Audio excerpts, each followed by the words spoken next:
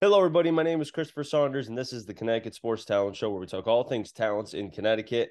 And on today's show, it is a Saturday morning, and I'm pleased to have on the CIAC Associate Executive Director, Gregg Simon. Greg, thanks so much for being able to come on. I appreciate it. Thanks, Chris, and thanks for all you do for high school sports here in the state of Connecticut. We really appreciate all your hard work. It's a lot of fun. I love being able to, broadcast the talents and being able to have talents on this podcast. And the one specific and a lot of reasons why I have you on here is because of the debates that have been going on, social media and the chatter I hear as far as with boys basketball and how the divisions, because there are divisions 1 through 5, a little bit different than girls basketball, which is the classes. Mhm. Um, just talk to me before we get, dive into this because there's a lot. You sent over to me the multipliers and all that as far as how you got to the decisions of the teams. What made you get to that? Yeah, well, it has a pretty interesting history. Obviously, I think most people know that for a long period of time there, we had a number of Catholic schools that were winning state championships in boys basketball. In 2015, you had two champions who were both Catholic schools. Believe it or not, in 2016, you had three champions who were Catholic schools. And then we hit 2017, where you had two Catholic schools. And our membership, which drives all of our decisions, made it very clear to us that something had to change. We have to do something different to make this a little bit more of a fair tournament for everyone else. You remember at that time, Sacred Heart in particular was just winning and winning and winning and winning. So the job was given by Dr. Chris Niehoff, who was the executive director of the organization, to Jiggs Giacchini, who was the boys tournament director, to take a look and see what we could do. What can we do differently that might be a little bit more unique in just using enrollment and some success multipliers? So Jiggs took a good look at it, and he sat down and got together with some other people from around the state. I don't know if you know Jiggs. There's nobody in the state of Connecticut who knows more about boys basketball than Jiggs, and I'm willing to say that unequivocally. So it's all good. So Jiggs put together some people. He created a formula, which used some enrollment, which used some of your record from the year, which used your six. Believe it or not, his formula had some of your success in the league tournament. It had success in the CIAC tournament, and those things were all put together into divisions. And then Jiggs and the people that he was working with decided to apply the eye test to it, and they moved some teams out of where they would have been in that formula because they felt they didn't belong there based on what they knew about basketball and what they had seen over the last couple of years. They didn't feel that would be done. But what it really did was to create a Division One in which their hopes were that using that formula, it would push a number of the Catholic schools and schools that had a lot of success, that were schools of choice, up into that Division One, and give schools, in Divisions 2 through 4, a little bit more of an experience of maybe getting to Mohegan Sun and winning a championship. So when those divisions were given out to the member schools, quite honestly, the member schools balked tremendously on it because there was subjectivity in it. It couldn't be explained why certain schools were in certain divisions mathematically. Again, the member schools do not want any subjectivity when teams are put in divisions. When you have teams that go in divisions by enrollment, which is traditional, it's very easy to see how you fit in this category from X to X. That's where you are. But when you start using a formula, which has a lot of different components to it, they want to see how the formula adds up and puts their team into a division. They don't want to see anyone simply choosing schools to move out of divisions based on what they believe is the right decision there for that. So it created a firestorm. And that's kind of where I came on board. I came on board on July 1st, 2017, was kind of handed this as the boys basketball liaison to try to figure it all out. So we went back to the drawing board. We took a lot of what Jiggs had done, and we brought in Matt Fisher, who is the technology wizard at CIAC, and we started to fool with it. We started to look at what works, what doesn't. We kicked out the success in league tournament factor because we just felt like lots of teams don't make the league tournament, and it just didn't have relevance. Some leagues didn't even have a league tournament, so it didn't have the same relevance. Mm-hmm. So we put together the current formula, as you saw this morning. You were looking at it, and that current formula was used then, for the 2018 tournament. which did push a number of the schools of choice up into Division One. We had a Division One champion in Notre Dame and Fairfield. In that first year, I believe there was only one state champion who was a school of choice, and I believe also in 2019, I could be wrong, but I believe there was only one school of choice. It might have been two who were state champions. So the formula started working. It started adding up data. It started putting things together and spitting out divisions. And then when we got to the 1920 season, I remember vividly that people after the third year of it were very happy. They were like, okay, this is great. These teams are over here. We were fooling around with the size of Division One, fooling around with some other factors. But for the most part, people were very, very satisfied. And I just got to stress to you, Chris, no matter what you choose to put teams in the divisions, you are going to have people who are not going to like the division they're in. I don't care what state you're in. I don't care where you are. It's going to happen. There are going to be people who are upset, and it usually comes from coaches, not necessarily ADs or principals. But we deal with that every year. Many of our sports use strict enrollment for divisions right now in lots of sports, and I get calls and emails all the time when we come out with our enrollments, asking why are we in this division, or why are it's just the way it is. I mean, people are going to be sometimes upset when they move a division or move a class. So that's pretty much the story behind it. That's how it all came to be.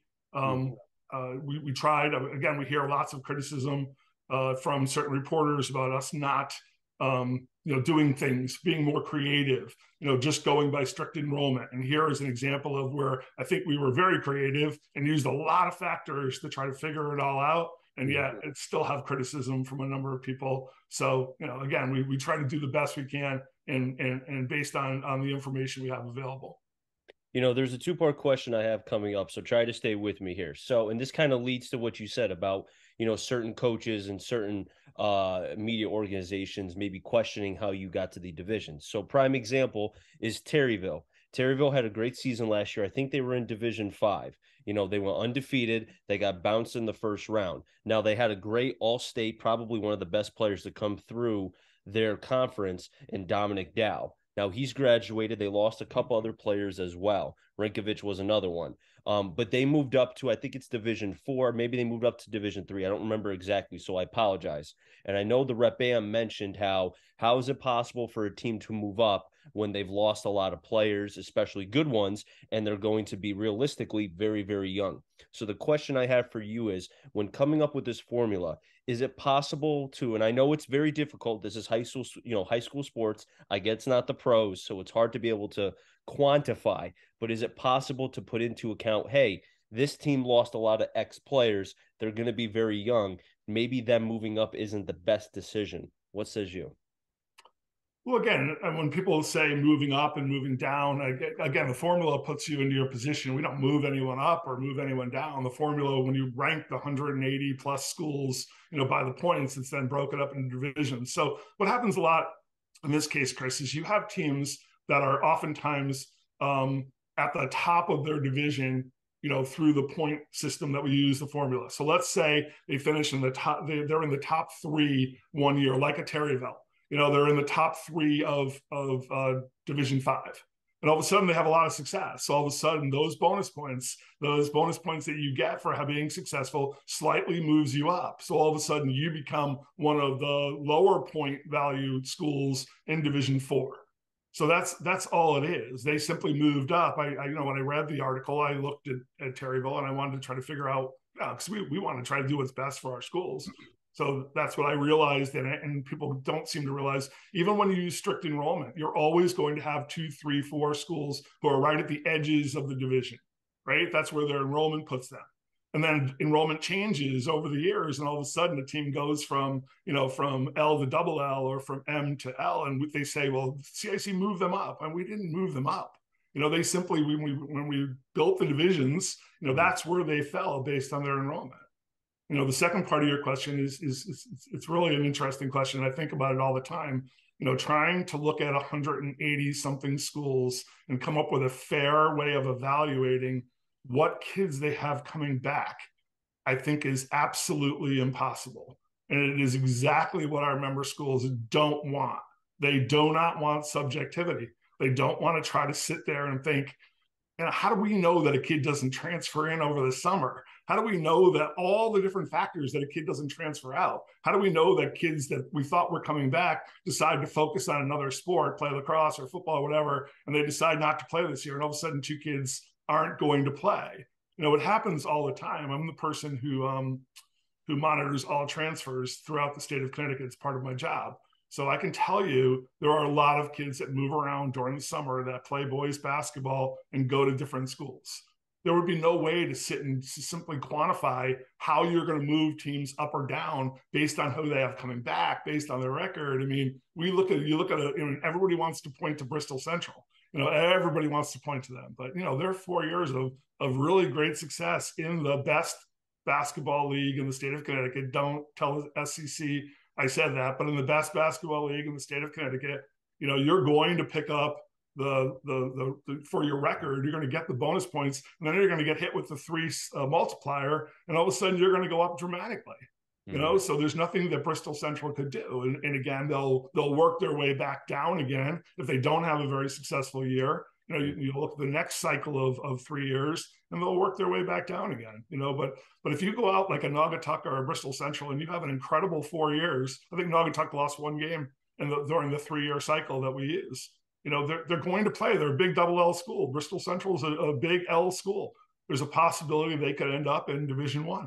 I mean, there's nothing we can do about that because you're kind of at your own success. We can't sit there and say, Donovan Klingen's left now and they graduated all these kids and now we're going to move them down to Division III. I mean, there is not a possibility that our membership would accept that when you look at how it all started. I'm telling you, it was a firestorm when that first formula came out where there was such subjectivity used by, and all of a sudden we had to put out those fires and come up with a formula that everybody could accept and would allow that to be used to put teams in divisions. Now, to go back to what you mentioned before, as far as all the success of the private schools, the Catholic schools, before you got to the divisions, I know when I first started at the radio station, there were a lot of people, and this was before the divisions. So we're just talking about, classes. So I was hearing a lot of chatter like, why is it taking so long for the CIAC to get to divisions? I mean, the proof is in the pudding. Consistently, it's the same thing over and over again. Same teams, same winners, or close to it. So the question I have is, and again, I'm not being rude here, I'm just asking a question. What, as far as people are concerned, what took so long for the CIAC to come to the divisions, knowing that what they saw in the past was basically the same thing over and over again? Yeah, I think, again, I think you well know, Chris, all the decisions that are made at CIAC are made by our committees. The CIAC Board of Control relegates all decisions sports related to the sport committee. And, we have a great boys basketball committee that takes a look at everything and makes decisions on those. So again, as we were moving along, I mean, I'm sure they saw what was happening there and they were trying to gather more information about it, try to see what was happening. And a lot of times they don't want to make, really stark changes because sometimes it has a negative effect on others, ripples that go out and catches other things that maybe they didn't want to happen. There are a number of Catholic schools in the state of Connecticut that perhaps don't have great basketball programs. And if you were to make a generic, move like that, you're going to, catch everybody in that same wave. You're going to force all of them to go do that. Now, this system that we're using right now, I think I did the count. Believe it or not, there's only 12 Catholic schools left that play in the boys basketball tournament. There's only 12. I know we lost Trendy and we lost Sacred Heart. Yeah. So of those 12, I believe 11 of them play in Division I or Division II. So the system is working to push them forward. I can't account, and this is before my time at CIAC, I can't account for why it wasn't done sooner. Mm-hmm. I can just talk to you about from 2017 on when I arrived that there was change in the air, and we were trying to make those changes that our member schools would want. Mm-hmm. And again, I think it's just really important for your listeners to understand. You look at our boys basketball committee. Gary Franklin, the principal of Northwest Regional, is the person in charge of the committee, and he was a boys basketball coach at Thomaston for forever. Dave Schultz is the tournament director. He was the boys basketball coach in Fairfield forever. We have Dan Scavone, who's the assistant tournament director, who was a boys basketball official forever. Like, these people that are on the committee, along with the coaches and the ADs, these are people that have a tremendous background in basketball. I think people out in the listening public think that when they hear the CIAC basketball committee that it's a bunch of people that have no idea what's going on. I mean, Pete Wininger, who is the principal of Bristol Central, serves on the boys basketball committee. He was a great basketball coach, and it's his team that seems to be the bell cow here of everyone complaining about the formula. So, I mean, we do take into a lot of account those people that are experts. I mean, Glenn Lungarini, Gregg Simon, nobody on our staff has a single vote on any committee at CIAC. We don't vote. So when people say, the CIAC didn't do this or that, I just often think to myself, the CIAC is our member schools. The CIAC is our committees. If they want something done, like the shot clock, the shot clock will happen. Our member schools wanted the shot clock. It went through the vetting process, and the shot clock will happen for next year. So anything is possible for changes. And I think it's also important for your listeners to understand that this May, we were empowered by the boys basketball committee to put together a subcommittee to take a look at the formula. We looked at it for a long period of time, and we made some recommendations to the boys basketball committee for changes in the formula. And one of them they accepted, and that was going to 16 teams in Division I, because they felt strongly that we were catching a lot of large enrollment schools, who are pretty average in basketball, but because enrollment is such a big piece of the formula, they were forced to play in Division I and really didn't belong there. Some of the other recommendations, they just felt with the limited amount of data that we have. Remember, we didn't have a tournament in 1920. We didn't have a tournament in 2021. So for 2 straight years, we don't have any data to feed the formula. We just don't. So it makes it much harder for the formula to be accurate in everything we do. But I think it still comes out and is accurate a lot of the time. I mean, in my office, I got emails from 2 schools who are unhappy with their divisional placement, 2. And trust me, schools will complain if they're not happy about something. I'm promising you that. But I think a lot of this is really media driven. It's people that have, want those clicks, on their Twitter accounts and want to make stories out of stuff that just doesn't exist. How difficult is it, Greg? And I know, and when I picture you guys when you were putting the divisions and such, I kind of picture like I don't know if you're a college football fan, but like the war room where the committee is trying to really dissect, okay, who are the top 4 teams and then the rest of the 25. I picture you guys kind of like that. And I'm sure you guys are not dumb. Obviously, you're media savvy. You see, like you mentioned, you read the stuff that's said either in the papers or if you're tagged in it or the CIEC's tagged, whatever. How difficult is it when you're doing this to not to push aside your feelings, not to say your feelings don't matter, they do, but to stay strictly to this is a job we have to get done, even if so and so said that I'm a terrible person, I'm not going to take it out on them and put them here or there because of that. How difficult is that to keep emotions out? Yeah, I think that's great. I think being an athletic director for almost 20 years taught me very, very well not to worry about criticism too much, because you're going to get a lot. When you're in a leadership position, you have to lead. You have to be a leader. You have to make decisions based on what you think is best for kids. And we try our best to keep the noise out of our decision making process and try to focus on what's best for kids and how we go about doing things. And I think that's why we involve so many members, our principals, our coaches, our athletic directors, officials on our committees. So we're getting a lot of different information from a lot of different people who obviously have great basketball backgrounds and help us and help guide the decisions. Because as I said, I don't vote on that committee. I take the minutes and I listen. If they have a question for me about how this would affect the CIAC or following our rules, I chime in at that point. But I think it's not ever easy to take a lot of criticism, but when you work at the CIAC, you understand that people are going to have different opinions than you have, and you simply accept that as part of the job. You mentioned the shot clock, and I think, I'm so happy that the shot clock is going to be there, not because it's going to be actually in the game, which is good, and it'll take some adjustment broadcasting, but the constant people either in broadcast or having to hear people while I'm broadcasting, where's the shot clock? Where's the shot clock?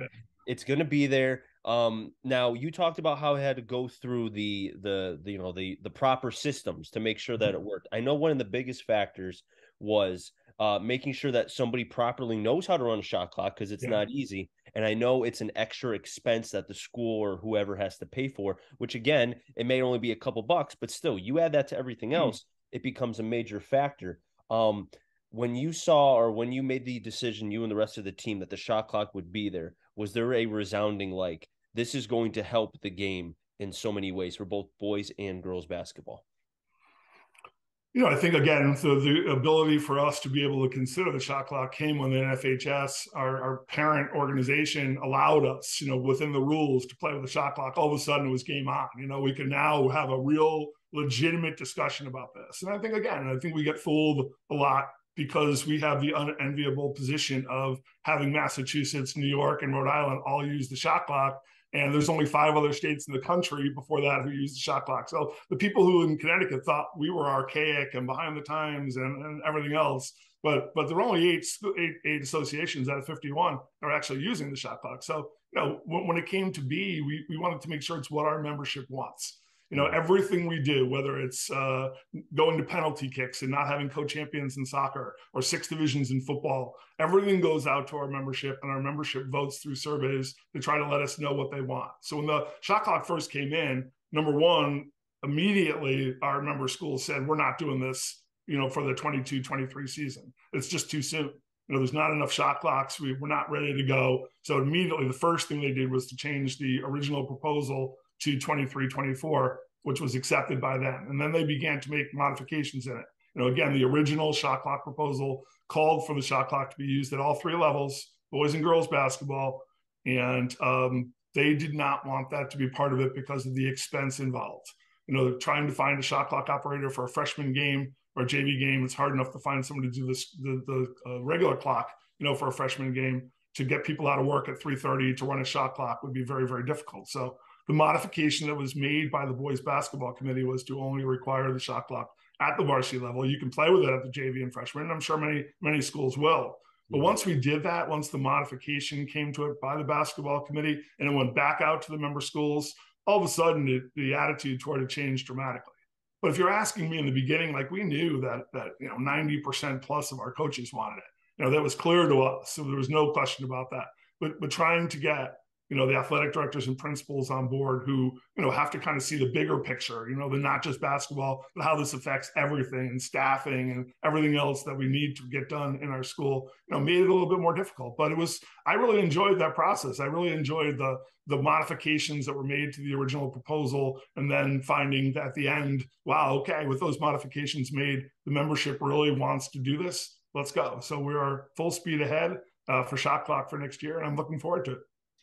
Greg, is there anything in particular? Because I'm sure, as with anything, and I've said this for the football, classes having 6. I've said this with even the divisions. Nothing is ever going to be perfect. Nothing is perfect in life. I've said that many times. Some people don't listen. They think that there's perfection. There is not. Just like human beings, we're not perfect. We make mistakes, and I've always believed that there's always ways to improve anything. And I feel like if you're doing that, then you're really bettering the product. Right. Would you say that even with the boys basketball divisions, I know they're set in stone right now, do you feel like there's still things that can be improved on as the years continue? Like you said, you've only been here since 2017 as far as focusing on this. So I feel like there's still a lot that you would love to be able to continue doing with support of the committee and the team.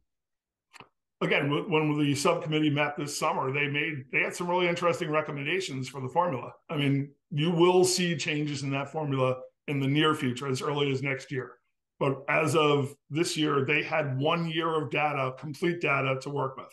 That was last year's tournament. Otherwise, they didn't have a tournament from the 2 previous years. And the 21 season was 12 games, maybe a league championship. There was nothing to really go on to help support, is this really fair? I mean, they definitely want to look at the league multiplier. I think that's the number one thing they're not sure about, that 3-2-1 multiplier for certain leagues. It doesn't let you get into the differences within a league, that there are some, like the ECC has a smaller division, and yet they still have that 2 times multiplier. So they really want to take a look at the league multiplier. That's one of the first things they really want to be able to do. And like I said, moving the tournament in Division 1 to 16 teams was really important to them as well. There were 2 other pieces that I'm not going to talk about here that they want to be able to do. But I think one thing we do well as an organization since I've been here is we continue to refine, trying to find better ways of doing things. I think you can see that with the sites we've been able to secure over the last couple of years and really going out and working with colleges and professional venues to get our kids the best athletic experience we can. We are open to change. We are ready and willing, but I think what people have to understand is it has to be what our membership wants. They are the ones who determine whether or not we make a change. It is not Glenn. It is not Greg. They determine what we want to do. And if we get lots of proposals from our leagues, right now we're looking at a proposal from the Southwest Conference that may change the start dates for several of our seasons. That's being considered right now.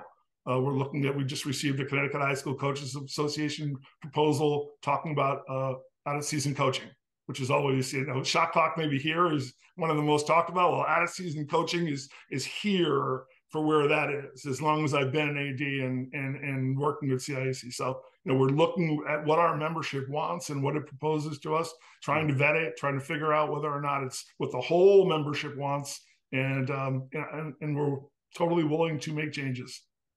Now, Greg, before I let you go, we're running out of time here. And again, I really appreciate you spending your Saturday morning and be able to come on here. This has been a lot of fun.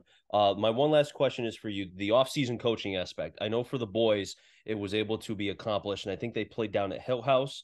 I could be wrong, but I remember they had a short couple days where coaches were able to work with their teams. Is it possible that we could potentially see that maybe a little bit longer, or maybe a long duration, like you said?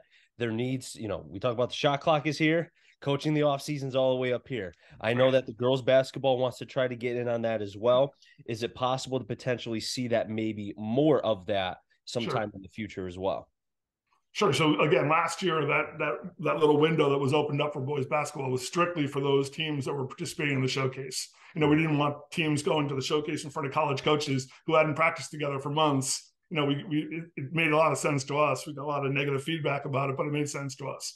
The girls showcase, the NCAA has made some changes in the way they're doing things.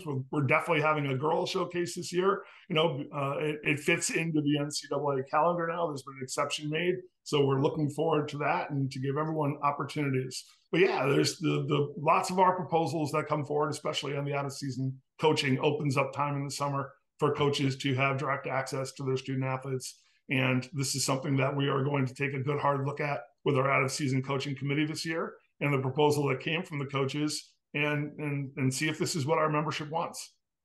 Greg, thanks so much for being able to come on. I really do appreciate it. I mean, I love this conversation, being able to get the intricacies of just kind of how, I've always believed that watching basketball and broadcasting it is kind of the finished product. Mm-hmm. How to get there is the coaching aspect. But also when you see the playoffs, it's you guys and being able to see the work that you put in and being able to broadcast it is a whole nother level. But I appreciate you coming on. It was a lot of fun. Thank you. And we're looking forward to you broadcasting at our soccer championships in Hartford this year. We really appreciate you doing that. And looking forward to a great end of the fall season here. Should be a lot of fun. That'll wrap things up here on the Connecticut Sports Talent Show. So until next time, stay safe. And remember, CT stands for Connecticut Talent. I'm Jeremy. Find them all. Enjoy the rest of your day, everybody, and be well.